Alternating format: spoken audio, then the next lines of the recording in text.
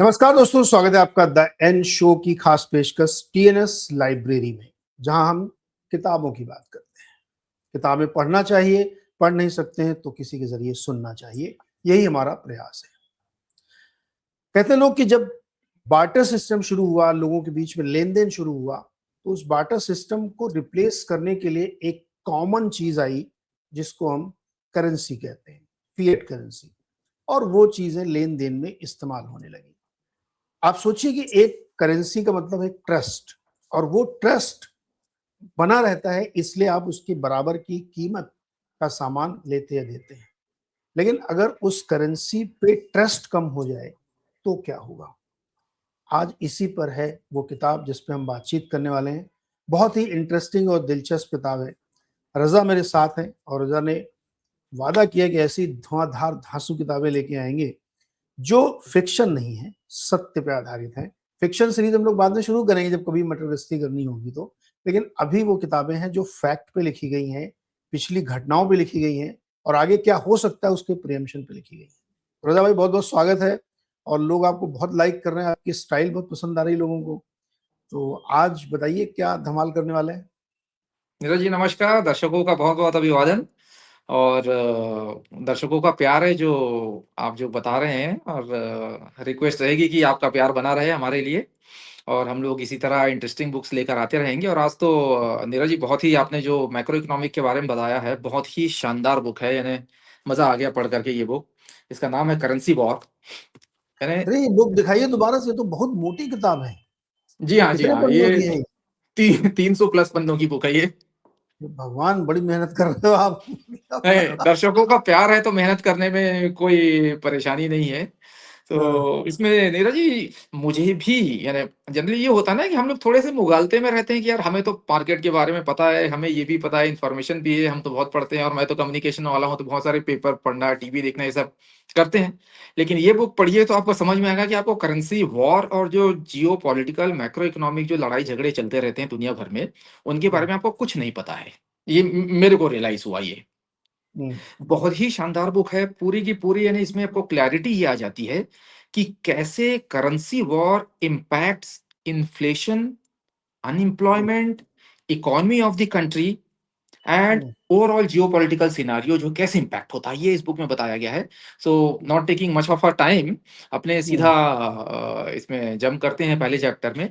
तो हुँ, उसमें जो पहला चैप्टर है वो अपना reflections on a golden age जो है उसमें बेसिकली एक बहुत ही इंटरेस्टिंग एग्जांपल दिया गया है कि how the currency war plays an important role. क्या हुआ था 2010-11 में, एक बार हुँ, चाइना का एक ट्रॉलर होता है ना जो छोटी वाली वो शिप टाइप वाली जो होती है ट्रॉलर टाइप का, तो वो एक हुँ, जापान की पेट्रोल शिप से कोलाइड कर गया था। और आपको पता है चाइना और जापान में तनातनी तो चलती रहती है। तो हुँ, जापान वालों ने वो ट्रॉलर को पकड़ लिया, उसका जो कैप्टन था उसको अरेस्ट कर लिया हुँ, और अपने पास ले गए सीधा। अब हुँ, चाइना भी बड़ी ताकत है भाई, उन्होंने बोला कि भाई ऐसे कैसे कर सकते हो आप, हमारा टकरा गया ठीक है, लेकिन आपने अरेस्ट किया है, उसको पकड़ के ले गए हैं, आप माफ़ी माँगिए। जापान ने बोला माफ़ी नहीं माँगेंगे। हुँ, नीरज जी 2010 की बात है, चाइना ने रेयर अर्थ का जो सप्लाई होता है, एक्सपोर्ट होता है, वो जापान हुँ। को बंद कर दिया। ओके, एक छोटी-सी घटना पे वही बंद कर दिया। जी। नहीं, लेकिन देखिए तनातनी तो जापान की तरफ से हुई थी, उन्होंने अरेस्ट कर लिया था उसको और पकड़ के ले गए थे कैप्टन को और शिप को। तो हुँ, इन्होंने बोला कि भाई ये बात है, चलो ठीक है। अब देखते हैं कि हम उसमें रेयर अर्थ मटेरियल जो जापान को सप्लाई होता था वो उन्होंने बंद कर दिया। 1 हफ्ते के अंदर विथ अपॉलॉजी कैप्टन वापस आ गए। क्या बात है! हाँ जी। तो ये आप देखिए उस समय जो अभी जो चल रहा था बीच में आपने देखा होगा जो रेयर अर्थ वाला चाइना जो सबकी नब्ज़ पकड़ के रखी हुई थी, हुँ, बिल्कुल इस टाइप की वॉर जो है वो उस समय से चल रही है। और इसमें बेसिकली एग्ज़ाम्पल ये बताया गया है कि हाउ करेंसी करेंसी का भी उस समय ऊपर-नीचे थोड़ा हुआ था। जापान ने किया किया था इसमें अपनी करेंसी को वीक कर दी थी चाइना के एक्सपोर्ट को हिट करने के लिए। ओके, उन्होंने रेयर अर्थ का सप्लाई बंद कर दिया, वो लाइन पे आ गए। So this is how the currency war has been happening across the globe. So currency war, metal, ये पूरे के पूरे देखिए they are a part of the macro economic and geopolitical game. Now hmm, coming to the next chapter, इसमें बताया गया है, ये तो जस्ट एग्जांपल दिया था ना, बड़ा इंटरेस्टिंग एग्जांपल था कि how currency war plays a role. अगला जो हुँ, चैप्टर है अपना जो है वो क्लासिक गोल्ड स्टैंडर्ड। सो ये बेसिकली 1870 से 1914 के टाइम का नीरज जी। बुक में ऑथर ने ये बताया है कि जो गोल्ड उस समय रिजर्व होता था करेंसी, यानी गोल्ड के अगेंस्ट में पेग होती थी पूरी की पूरी ये करेंसी 1870 से 1914। और उस समय आपको एक चीज और देखिए कि उस समय कोई भी फेडरल रिजर्व ये सब कोई सेंट्रल बैंक नहीं होता था मोस्टली हम्म, ग्लोबली। बोले उस समय बहुत ही बढ़िया चल रहा था सिस्टम, क्योंकि बिकॉज कोई सेंट्रल बैंक नहीं था, तो हम्म, देयरफॉर करेंसी का मैनिपुलेशन और करेंसी वॉर कुछ भी नहीं हुई। सब सिस्टम प्रोसेस बड़े अच्छे से चल रहे थे। And then this is what it has been communicated in this particular chapter. And then we come to the next chapter hmm, कि क्रिएशन ऑफ फेडरल रिजर्व। अब आप ये देखिए लिंकेज कैसे है। पुराने हम्म, चैप्टर में ये बताया गया है कि जब कोई भी सेंट्रल बैंक नहीं था तो सिस्टम हम्म, प्रोसेस बहुत बढ़िया से चल रहा था। हम्म, उसके बाद में आया कि फेडरल रिजर्व क्रिएट हुआ था, ये 1913-14 में क्रिएट होता फेडरल रिजर्व। तो इसमें राइट। जैसे आप देखेंगे चैप्टर का नाम the creation of federal reserve 1907 से 1913 वाला। तो इसमें ऑथर ने ये बताया है कि एक जैसे कॉपर का एक वहां पे एक कंपनी एक बैंक था वहां पे हम्म, यूएस में, निकर ब्रोकर ट्रस्ट करके एक नाम था, अजीब सा नाम है उसका बैंक का, तो वो ट्रस्ट था। उसने कॉपर मार्केट में मैनिपुलेशन थोड़ा सा उन्होंने चालू किया था कि कॉपर मार्केट को थोड़ा कंट्रोल किया जाए और ये किया जाए, तो उन्होंने कॉपर में इन्वेस्ट किया था। अब हम्म, वो क्या हुआ कि अल्टीमेटली वो उल्टा पड़ गया। कई बार होता है ना कि आपने पोजीशन बनाई है, वो उसके प्राइस ही नीचे क्रैश कर गए तो आपकी तो वो हालत खराब हो गई। Same case right. हुआ था निकर ब्रोकर ट्रस्ट में। वो हम्म, बैंक था, रन ऑन दी बैंक हो गया। हम्म, जब रन ऑन दी बैंक हुआ निकर ब्रोकर ट्रस्ट में, तो बाकी सब बैंकों में भी रन ऑन द बैंक चालू हो गया। जब ओके। ये हुआ तो हाँ जी, वहां पे जेपी मॉर्गन बड़े बैंकर थे। उन्होंने अपने घर में सब लोगों को बुलाया, जितने भी उस एरिया में यूएस में जो बड़े बैंकर एंकर थे उन लोगों को अपने घर में बुलाया। अपने लाइब्रेरी में, टाउन हाउस के लाइब्रेरी में दरवाजा बंद किया और हम्म, बोला कि जब तक ये इशू सॉर्ट आउट नहीं होता है कोई यहां से बाहर नहीं निकलेगा। हम्म, सब बैंकर बैठे वहां पे, डिस्कशन हुआ। और डिस्कशन में ये हुआ कि चलो जो वीक बैंक है उनको गिरने दो, जो हम्म, स्ट्रांग बैंक है उनको कैपिटलाइज करके रख लिया जाएगा। हम्म, तो ये लेकर के उस समय क्या हुआ, जो बैंकिंग सिस्टम है उसको स्टेबलाइज कर लिया गया था। हम्म, लेकिन ये दिमाग में आ गया था जेपी मॉर्गन, वॉरबर्ग पिंकस और ये not not Warburg Pincus but Warburg करके एक बड़े होते थे, जो I think I am assuming कि वो वॉरबर्ग अभी जो है उनसे रिलेटेड ही होंगे। रॉकेफेलर, ये जितनी भी बड़ी पार्टीज थी, इन्होंने फिर एक मीटिंग रखी कि यार हम बार बार तो रहेंगे नहीं, हम तो बार बार सेटल करेंगे नहीं issue. So there hmm, for there should be a central banker. और ओके। ये वो this was the genesis of the formation of the Federal Reserve. और हम्म, फेडरल रिजर्व का एक्ट पास हुआ था 1914 में। तो 1910 11 12 से मीटिंग चालू हुई, 13 में जाके मोटा मोटी एक्ट आया और 14 में एक्ट पास हुआ था। तो फेडरल रिजर्व जो आपका है यूएस का, वो बना 1914 के आसपास में। And that is how it came into being. और देन वो कंट्रोल करना चालू किया, क्योंकि एक सेंट्रल बैंक बन गया था। उसके बाद फिर इन्फ्लेशन, रेट ऑफ इंटरेस्ट, वो पूरा कंट्रोल करना चालू किया। तो इसमें ऑथर का ये बोलना है कि जैसे जैसे सेंट्रल बैंक गेम में आए हैं, गोल्ड स्टैंडर्ड जो था बहुत ही अच्छा सिस्टम था। उस समय कोई हम्म, परेशानी नहीं होती थी। जितने भी करेंसी वॉर, मारपीट, लड़ाई झगड़े जो चालू हुए, वो इन सेंट्रल बैंकों के आने के बाद में चालू हुई है। राइट। सो यहाँ पे रजा मैं थोड़ा ऐड करूं कि जी। सेंट्रल बैंकर्स जब पूरी दुनिया में एग्जिस्टेंस में आए तब से उन्होंने मनी का कंट्रोल और ट्रस्ट अपने ऊपर ले लिया कि यस। आप मुझे मानिए कि मैं ट्रस्टवर्दी हूं। और मनी फ्लो, करेंसी का प्रवाह उन्होंने कंट्रोल करना शुरू किया। और चाइना इस मामले में, चूंकि चाइना देश भी पॉलिटिकली वैसा है कि वो हर चीज की सप्लाई और डिमांड को बड़े मैनेज करते हैं आराम से। जी। उनकी करेंसी कब कितना रहेगी, एक्सपोर्ट उनका हैम्पर ना हो, उसको वो बहुत अच्छे से मैनेज करते हैं। वैसे बहुत सारे वेस्ट के लोग आरोप लगाते हैं कि China is the biggest currency manipulator. Neeraj ji, ये ये पूरा का पूरा चैप्टर है, हम डिस्कस करेंगे आगे चल के। जी। हाँ जी। तो अगला जैसे आते हैं हम, अगला जो चैप्टर है वो अपना है करेंसी वॉर वन। तो इसमें ऑथर ने बताया सबसे पहला करेंसी वॉर, नीरज जी, जब वर्ल्ड वॉर वन हुआ था 1919 में, जब खत्म हुआ था, हम्म, त्राही त्राही मच गई थी। यूएस सबसे रईस देश था। हम्म, ब्रिटेन, फ्रांस, जर्मनी, सबकी हालत खराब हो गई थी, क्योंकि सबके डेट पड़े हुए थे। इनमें सबसे ऊपर तो जर्मनी चल रहा था, क्योंकि वर्ल्ड वॉर हारा था वो। तो उसके बाद तो हम्म, बहुत डेट पड़ गए थे। तो इन लोगों का क्या हुआ, मिलजुल करके फिर अल्टीमेटली ये हुआ कि भाई वॉर तो चलो खत्म हो गई है। अब जो जर्मनी ने लोगों के ऊपर पे जो यानी ये किया था, अटैक किया था, डिस्ट्रॉय किया था, तो सबने बोला कि भाई एक इनकी मीटिंग हुई थी, उसमें दी कॉन्फ्रेंस ऑफ वर्साई बोलते हैं उसको। वहां ये डिसाइड हुआ कि भाई जर्मनी जो है, जो जो हम्म, लॉस करवाया है लोगों को पे करेगा वो। बोले चलो ठीक है, हाँ, तो वो डिसाइड हुआ कि ऑल्दो एक्चुअल नंबर डिसाइड नहीं हुए थे, लेकिन मोटा मोटी ये डिसाइड हो गया कि Germany will pay for the losses जो बाकी सब यूरोपियन देशों को हुआ है। अब जर्मनी को देना पड़ रहा था पैसा, पैसे थे नहीं उनके पास में। तो उन्होंने क्या किया, उनका जो एक होता था उस समय हाइपर इन्फ्लेशन करके एक टॉपिक आता है हिस्ट्री में, आप पढ़िएगा। हाइपर इन्फ्लेशन उस समय जर्मनी हुआ। जर्मनी ने क्या किया, पैसे उनके पास थे नहीं, गोल्ड बचे नहीं हुए थे, उन्होंने अपनी करेंसी को डिवैल्यूएट करना चालू कर दिया। वो डिवैल्यूएट करते गए क्योंकि उनके डेट थे, उनको फ्रांस को भी पैसे देना है, यूएस को भी देना है, यूके को भी पैसा देना है। डिवैल्यूएट करते गए करते गए, नीरज जी, हाइट ये आ गई थी कि $1 के बदले में आपको पहले 400 मार्क मिलते थे, वो 4000 पे पहुंचा, वो 40,000 पे पहुंचा। अल्टीमेटली वो मिलियंस ऑफ मार्क्स में आ गए। अगर आप $1 लेके जर्मनी जाते तो उनके पास में इतने नोट ही नहीं थे, यानी किसी दुकान में जाते तो 1-1 मिलियन 2-2 मिलियन का रेट चल रहा था, एक्सचेंज रेट ये हो गया था। तो जर्मनी ने क्या किया, करेंसी वॉर, सबसे पहला करेंसी वॉर, इसलिए इसे करेंसी वॉर 1 कहा गया है कि उसने अपनी इसको डिवैल्यूएट कर दिया करेंसी को। अच्छा, करेंसी डिवैल्यूएशन का मैंने एक चीज नहीं बताया था।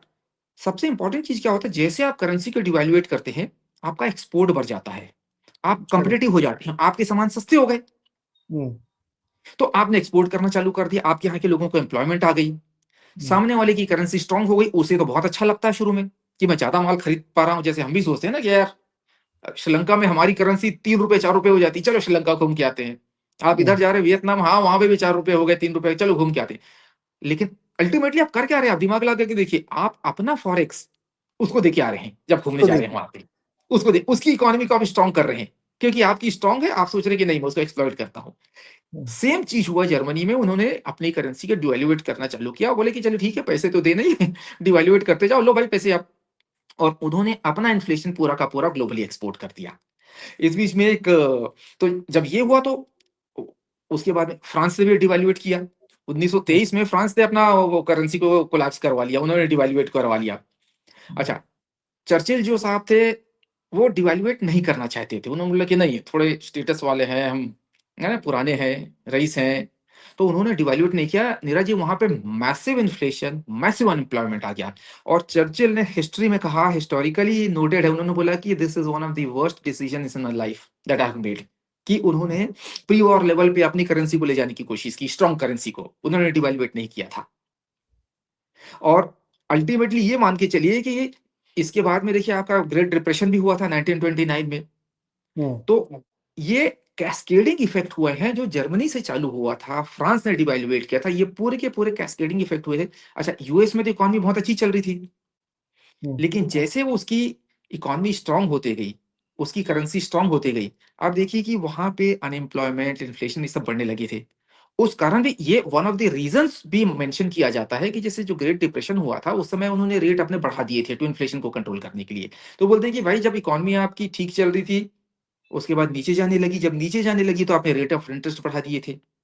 अब वो एक डिलेमा था यूएस के लिए कि भाई मैं क्या करूं, मेरा इन्फ्लेशन भी ऊपर जा रहा है, मेरी ग्रोथ तो ठीक थी, तो उन्होंने अपना रेट ऑफ इंटरेस्ट बढ़ाया। जैसे रेट ऑफ इंटरेस्ट बढ़ाया तो स्टॉक मार्केट क्राइसिस जो 1929 की हुई थी उसके ऊपर एक डबल इंपैक्ट आ गया कि high interest rate, and therefore the Great Depression happened. This is the theory which has been mentioned in the book.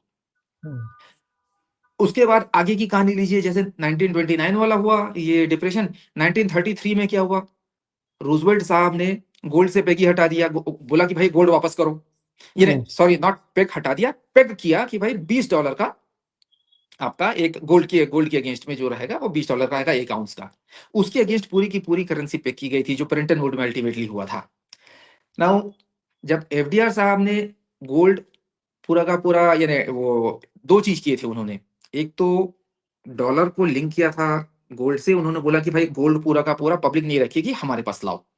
तो जो पूरी की पूरी जो गोल्ड थी, पूरा गोल्ड था, वो पूरा का पूरा सिटीजन्स ने वहां पे खजाने में जमा करवा दिया था। दूसरा उन्होंने एक और काम किया था, सरटैक्स लगा दिया था 10% का। ये इंटरेस्टिंग पार्ट है, ये जनरली डिस्कशन नहीं होता है। नहीं होता जो गोल्ड के साथ में, गोल्ड की पैकिंग के साथ में उन्होंने 10% सरटैक्स लगाया। 10% सरटैक्स का मतलब ये था कि वो अपनी करेंसी को डिवैल्यूएट कर रहे थे, उनका एजेंडा वो था।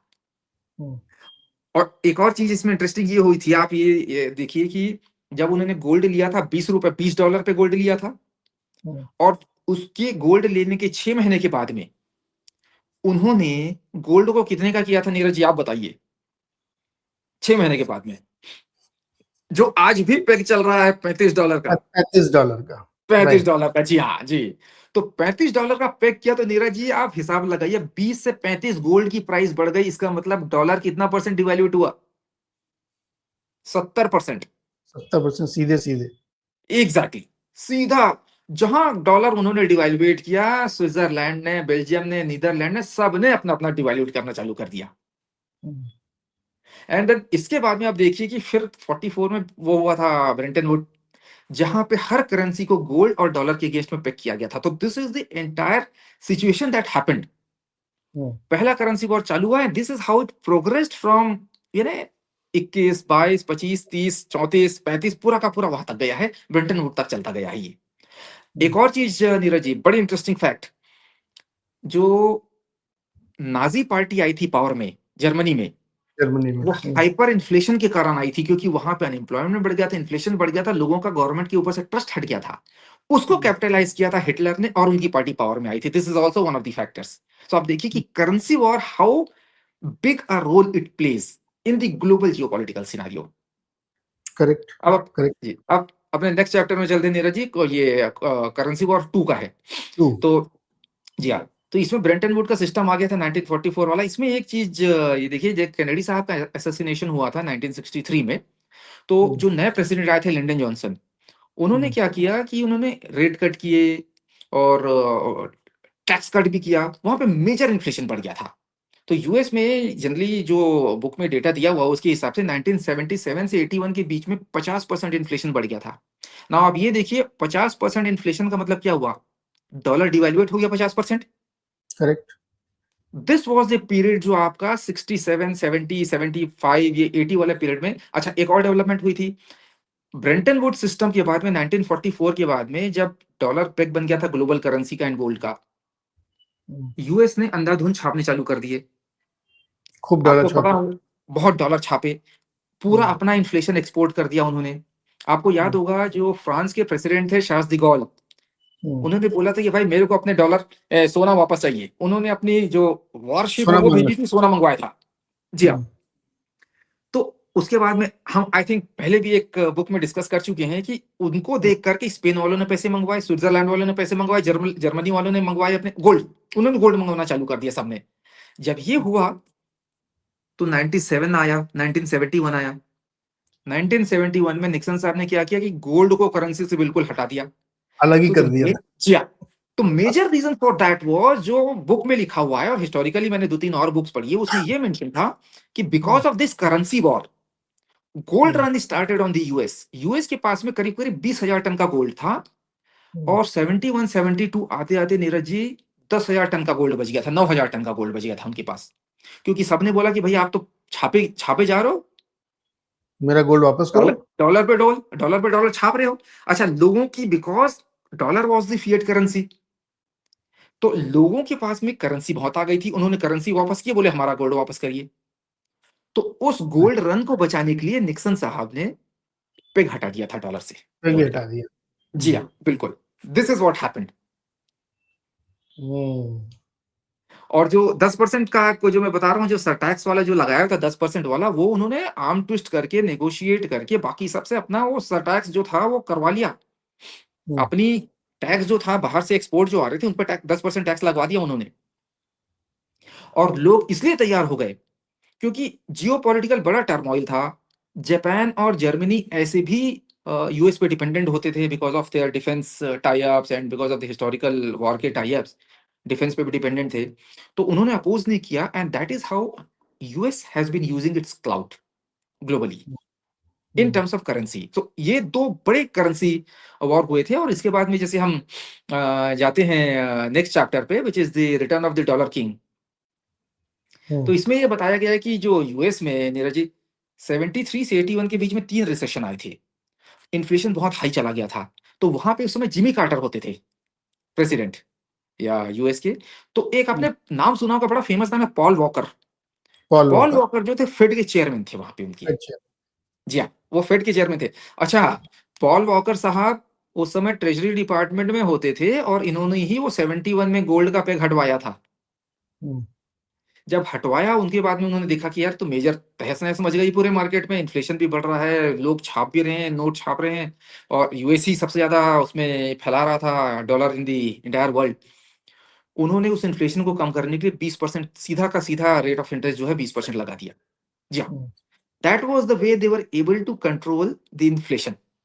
हम्म, क्योंकि यूएस क्या हो रहा था, वो dollar was a fiat currency, पूरी दुनिया में एक्सपोर्ट कर रहे हैं, सामान जो था डॉलर का वैल्यू बढ़ता जा रहा था, वो डॉलर छाप छाप के पूरी दुनिया को बांट रहे हैं। और कंज्यूमिंग इकोनॉमी तो यूएस शुरू से रही है, हम्म, 50 से 70 के बीच में मैन्युफैक्चरिंग रही है, उसके बाद ही कंज्यूमिंग इकोनॉमी हो गई थी। अब डॉलर स्ट्रांग होता जा रहा है, दूसरी कंपनी उसका फायदा उठा रही थी, दूसरी कंट्रीज फायदा कैसे उठा रही थी कि जैसे डॉलर स्ट्रांग होता है आपकी करेंसी वीक हो जाती है, जैसे आपकी करेंसी वीक होती है आप एक्सपोर्ट ज्यादा करना चालू कर देते हैं यूएस में, जैसे आप एक्सपोर्ट करना चालू करते हैं आपके यहाँ पे एम्प्लॉयमेंट बढ़ जाता है, आपकी हम्म, इकोनॉमी की ग्रोथ होने लग जाती है। This is the entire game of the currency war and that is why most of the hmm. Countries they do the currency war. एक बड़ी इंटरेस्टिंग बात तो ये पॉल जी वॉकर जी ना इतने प्रसिद्ध हैं पूरी फाइनेंशियल हिस्ट्री में कि कोविड के समय जब अल्ट्रा लो रेट रखे गए उसके बाद बढ़ाना शुरू किया इन्होंने, जी तो फेड चेयरमैन को ये खिताब मिलने लगा कि ये पॉल वॉकर बनना चाहते हैं, ये इतना रेट हाँ बढ़ा देंगे, इकोनॉमी को मार डालेंगे। तब लोगों ने उस समय बहुत पढ़ाई की ये पॉल वॉकर जी कौन थे भाई जिन्होंने जितना मशहूर है। वो यही थे जिन्होंने रेट 18% कर दिया था, त्राहिमाम मचा दिया था, उनकी इन्फ्लेशन कंट्रोल किल कर दूंगा मैं। क्योंकि हाँ, फेड का मैंडेट है, दो मैंडेट कि एक आप जॉब मार्केट ठीक करेंगे, ग्रोथ देखेंगे, और इन्फ्लेशन का, तो इन्फ्लेशन कंट्रोल करने के लिए वो किसी भी हद तक जा सकते हैं। जी तो हाँ यहाँ पर रजा एक बहुत इंपॉर्टेंट बात आगे अगले चैप्टर को हम डिस्कस करें, करेंसी का जो पेगिंग हटाई गई उससे ये समझ में आता है कि जो पेपर पे आपकी ट्रस्ट है, जी आज आपने जो कुछ भी पेपर पे रखा है और उस पे साइन किया है और आपको एक सर्टिफिकेट मिला है, वो सिर्फ और सिर्फ एक ट्रस्ट है।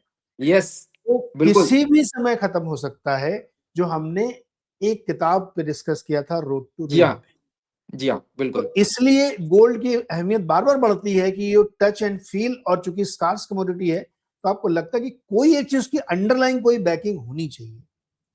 ये है पूरी कहानी कि आप ट्रस्ट बेच रहे हो करेंसी के जी नाम हाँ। पे, और जैसे उस ट्रस्ट पे क्वेश्चन मार्क लगा तो आदमी तुरंत अंडरलाइन एसेट पे आता नीरज है। जी, ये है।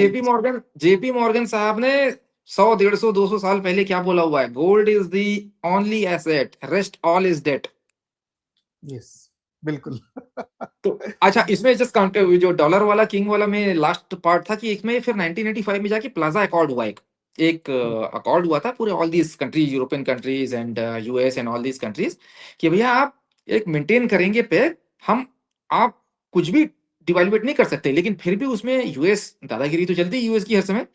1995 से 1998 के बीच में यूएस ने उनकी करेंसी जो थी वो 40% उन्होंने अपनी डिवेल्युएट कर ली थी फ्रांक के अगेंस्ट में, 50% येन के अगेंस्ट में। तो हर समय US has been playing the currency war वाला गेम, एंड उनकी अलग अलग आर्म्स होते हैं, आईएमएफ हुआ, कहीं कहीं G7 हुआ, कहीं G20 हुआ, तो उनको यूज करके लेवरेज करके they have been playing this game very well. Not that कि दूसरी कंट्रीज नहीं करती, हर कंट्रीज कर रही है, depending upon their own internal economic scenario. इसके बाद में नीरज जी अपने नेक्स्ट चैप्टर में आते हैं करेंसी वॉर 3। तो इसमें बेसिकली ऑथर ने ये मेंशन किया हुआ है कि करेंसी वॉर 3 अपना जो है वो स्टार्ट हुआ था 2010 में, जो अभी जो चल रहा है वो करेंसी वॉर 3 चल रहा है। और इसमें जो मैंने बताया था पैसिफिक थिएटर, ये is the name of the chapter, जो चाइना का गेम है। तो नीरज जी इसमें चैप्टर में ऑथर ने ये बताया है कि चाइना ने 79-80 के आसपास में एसईजेड बनाए टू प्रमोट एक्सपोर्ट्स। और चाइना में हर समय आपने देखा होगा कि ट्रांसपेरेंसी उतनी ज्यादा वहां पे इशू रहा है, कभी भी वो बताते नहीं कि एक्चुअल में क्या है। वो गोल्ड भी खरीदते हैं तो एक बताते हैं, पता बाद में पता चलता है 10 खरीदा है उन्होंने। करेंसी का भी वो अपना डिवैल्यूएशन रिवैल्यूएशन ज्यादा करते नहीं थे। अब डॉलर स्ट्रांग हो गया था, उन्होंने जबरदस्त 85 से लेकर के मान के चलिए 95 98 2000 तक चाइना ने जबरदस्त एक्सपोर्ट्स किया, मैन्युफैक्चरिंग की, एम्प्लॉयमेंट आया वहां पे, और पूरा का पूरा फॉरेक्स रिजर्व जमा हुआ उनका। और आज की डेट में आप ये मान के चलिए कि one of the largest forex reserve जो है चाइना का, not just the forex reserve but overall holding of the US assets, China is one of the largest countries. क्यों? बिकॉज दे डिवैल्यूएट देयर करेंसी, जो उनकी युआन होती थी उसको devalue करके रखा, और 15 से 20 साल दबा के एक्सपोर्ट किया, दबा के मैन्युफैक्चरिंग की और पूरा वर्ल्ड पे छा गए। आज की डेट में आप देखिए तो they are the world's manufacturer. Hmm, This is how they controlled the manufacturing and the economy and the global geopolitics. Absolutely.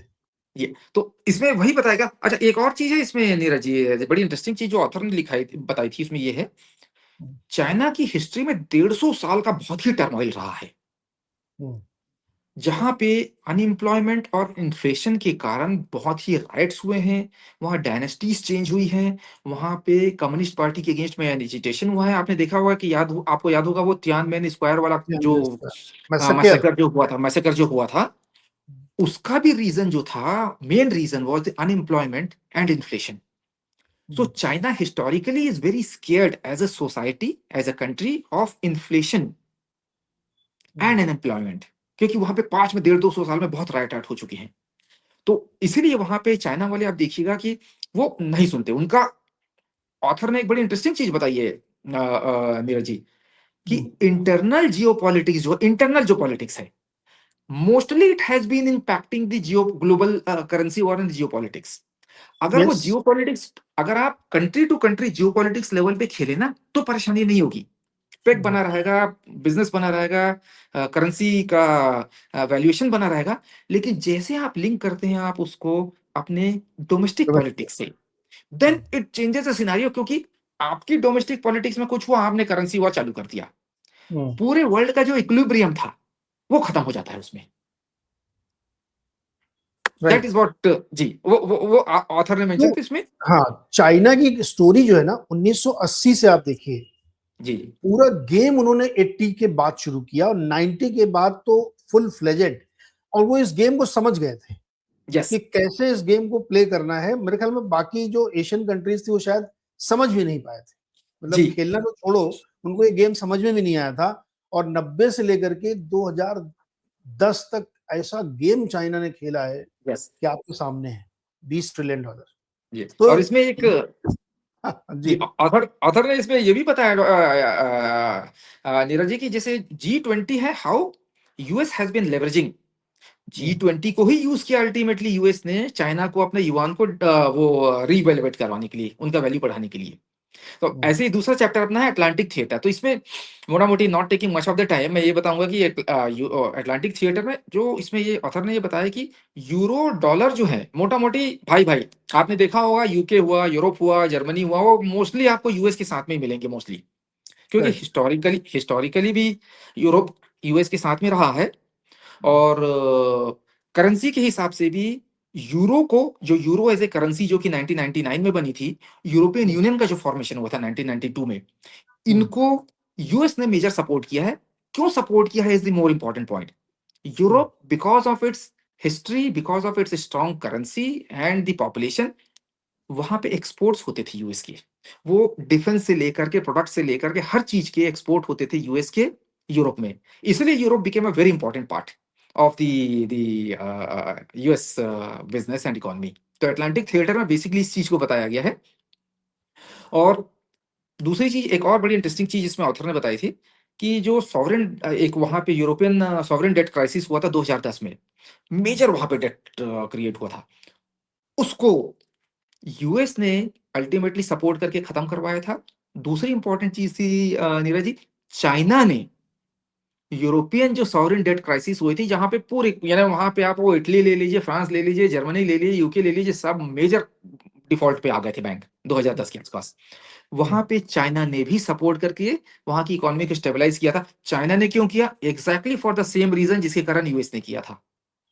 China के पूरे एक्सपोर्ट का major part goes to the Atlantic theatre, आपका बिल्कुल Europe में, इसलिए उसको भी उन्होंने सपोर्ट की थी। और वो चाहते हैं कि सपोर्ट करके उनके करेंसी को नीचे रखें थोड़ा, यानी सॉरी, उनके करेंसी को ऊंचा रखें। उनकी आप कर्जी सपोर्ट है। कर, हाँ, उनकी करेंसी को ऊपर रखिए, अपनी थोड़ी सी नीचे रखिए और आप एक्सपोर्ट करते जाइए। That is how you control the export market and the economy. ये बोथ यूएस एंड चाइना ने किया था उस समय। यस। और या तो इसमें अपने नेक्स्ट चैप्टर पे जाते हैं, ग्लोबल स्कर्मिशेस। तो इसमें मोस्टली जो ग्लोबली, जो खासकर इसमें ब्राजील का बताया गया डेवलपिंग मार्केट में, कि कैसे ब्राजील, नीरज जी, पहले इनका रियाल जो था वो बड़ा डिवैल्यूएट था। यूएस के कंपैरिजन में नहीं था, लेकिन इनका रियाल जो करेंसी थी बड़ी डिवैल्यूएट करेंसी थी और पेग नहीं था यूएस के साथ में। फिर क्या हुआ 1997 1998 में आपको याद होगा ग्लोबल जो इमर्जिंग मार्केट से फाइनेंशियल क्राइसिस चालू हुई थी, फॉरेक्स वाली क्राइसिस, यस, इंडोनेशिया, कोरिया से। थाईलैंड, कोरिया जो चालू हुई थी। हम्म, उस समय ब्राजील में भी प्रॉब्लम हुई थी, हम्म, वहां पे भी फॉरेक्स का इशू हुआ, क्राइसिस हुआ। उस समय आईएमएफ की मदद ली ब्राजील ने। जैसे आईएमएफ की मदद ली, यूएस ने उसको बोला कि भाई आप पे करिए अपने करेंसी को यूएस डॉलर से, और उन्होंने उसको अपने पैक में ले लिया। क्योंकि इसके पहले ब्राजील एक्सपोर्ट कर रहा था, इमर्जिंग कंट्री थी और वहां पे ग्रोथ अच्छी हो रही थी। आपको याद होगा एक्सपोर्ट और करेंसी और वहां की जितना भी था बड़ा अच्छा चल रहा था, वहां का एक्सपोर्ट और बिजनेस, वहां का इकोनॉमी बहुत अच्छी चल रही थी। हम्म, यूएस ने उसको आईएमएफ के थ्रू लपेट करके 2000 में डॉलर पेक पे ले आए, and then using the G20 they were forced कि अपनी करेंसी को डिवैल्यू करिए, हम्म। यानी रिवैल्यू करिए, अपनी करेंसी की वैल्यू बढ़ाइए, नहीं तो आप कम करते जा रहे हैं। इसमें इसमें एक बड़ी इंटरेस्टिंग बात हुई थी ब्राजील वाले में, क्योंकि ब्राजील एक कमोडिटी ड्रिवन कंट्री है, यस वहां उसको कमोडिटी इकोनॉमी माने जाते हैं। तो जो कमोडिटी प्राइसेस है ना, उसका सीधा संबंध आपकी पेगिंग करेंसी से है। अगर उस समय डॉलर आपका पेग हो रहा है, तो डॉलर की स्ट्रेंथ चाहिए हमको यस अपने लिए, जी, और जो कंज्यूमर कंट्री है उनको नहीं चाहिए। तो ये एक बहुत ट्रिकी सिचुएशन हमेशा बनती है। तो चाइना इसीलिए जो है अपनी करेंसी को वीक रखता था, जिससे कि हम एक्सपोर्ट करेंगे तो हमें डॉलर मिलेगा, और डॉलर है मजबूत, और उसको मैं री इन्वेस्ट करूंगा चाहे अमेरिका में, America, bond. Exactly in fact Brazil का भी वही हुआ था नीरज जी। ब्राजील हाँ, को जब आईएमएफ के थ्रू डॉलर पेक पे लाया गया, आप बिलीव नहीं करेंगे, यूएसडी के अगेंस्ट में उनका जो करेंसी का नाम रियाल था, ब्राजील का रियल 40% बढ़ा। Can you imagine? Because US का प्रेशर था, यस, रिवैल्यूएट करवाया। रिवैल्यूएट कितना करा है? 40%। उसके बाद में फिर वहां पे एक्सपोर्ट करना अपना चालू किया। करेक्ट। ये तो डबल डबल किसके फायदा है कि अपनी करेंसी वीक रखेंगे, जबरदस्त एक्सपोर्ट करेंगे, और जो हमको पैसा मिलेगा हम आपके यहाँ जमा करेंगे, तो और यस, मजबूती से उधर से ही फायदा लेंगे हम। आप नीरज जी हालत सोचिए, ब्राजील की छोटा सा नेशन है, उसकी हालत क्या हुई होगी, क्योंकि वहां पे युआन के साथ भी उनका पेग था, डॉलर के साथ।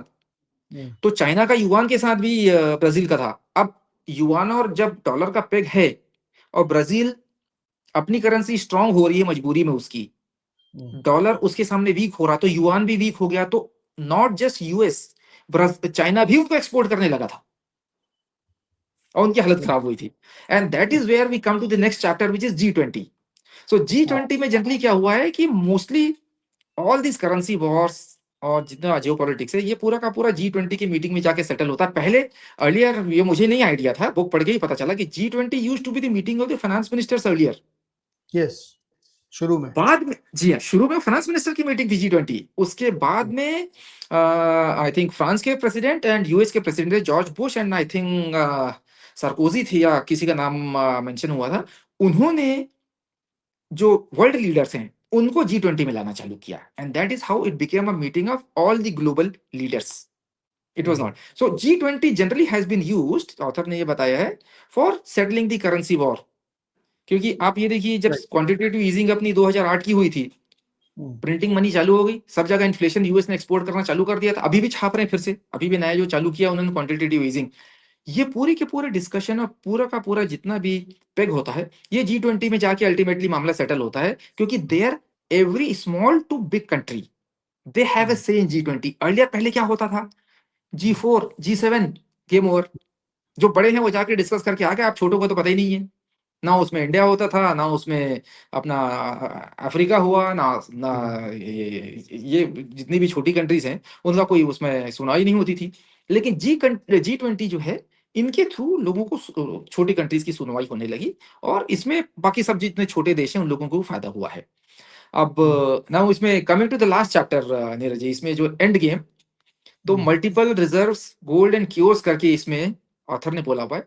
ऑथर का बोलना ये है कि, पेपर, गोल्ड और केओस, इसमें क्या है? जी हाँ नीरज जी, बहुत ही इंटरेस्टिंग चैप्टर। इसमें देखिए, जैसे मैंने कहा कि डॉलर अपना फिएट करेंसी स्टेटस मोटा मोटी लूज कर चुका है, ग्रेजुअली आप देखिए कि पूरी की पूरी करेंसीज हटते जा रही हैं डॉलर से। तो इसमें ऑथर ने एक बहुत ही बढ़िया सॉल्यूशन दिया है इन अ वे। उन्होंने बोला कि there are 3 options globally now. एक ऑप्शन ये है कि मल्टीपल करेंसीज रहेंगी ग्लोबली, क्योंकि डॉलर जब अपना फिएट करेंसी स्टेटस लूज करेगा, डॉलर को रिप्लेसमेंट करने के लिए रिप्लेसमेंट के लिए कोई है ही नहीं। तो वन सिनारियो इज कि बहुत सारी करेंसीज रहेंगी विच आल्सो इंक्लूड्स एसडीआर, जो हमने पहले डिस्कस किया हुआ था, जो आईएमएफ ने क्रिएट किया हुआ special drawing right. along with along with dollar there will be SDR and possibly some other currencies, yuan हो सकता है फ्यूचर में, अपने को पता नहीं। दूसरा उन्होंने बोला है कि इस सिचुएशन को सॉल्व करने के लिए ये पॉसिबिलिटी है कि आप गोल्ड स्टैंडर्ड पे वापस चले जाएं, क्योंकि that is one solution which is a most credible solution. हाँ, जाए ना जाए वर्ल्ड वाले वो अलग चीज है, लेकिन अदर सॉल्यूशन इज गोल्ड। अच्छा, इसमें बड़ी इंटरेस्टिंग चीज और बताइए नीरज जी ऑथर ने। वो बोलते हैं कि जब जनरली गोल्ड का जो परसेंटेज होता है होल्डिंग का विजा वी करेंसी, वो 40% होता है। तो बोले कि उस रेशियो के हिसाब से आज की डेट में गोल्ड का पैक $3500 होना चाहिए था, लेकिन $3500 और fiat currency status US lose कर रहा है डॉलर, तो वो वैल्यू नहीं चलेगी क्योंकि क्रेडिबिलिटी कम हो गई है।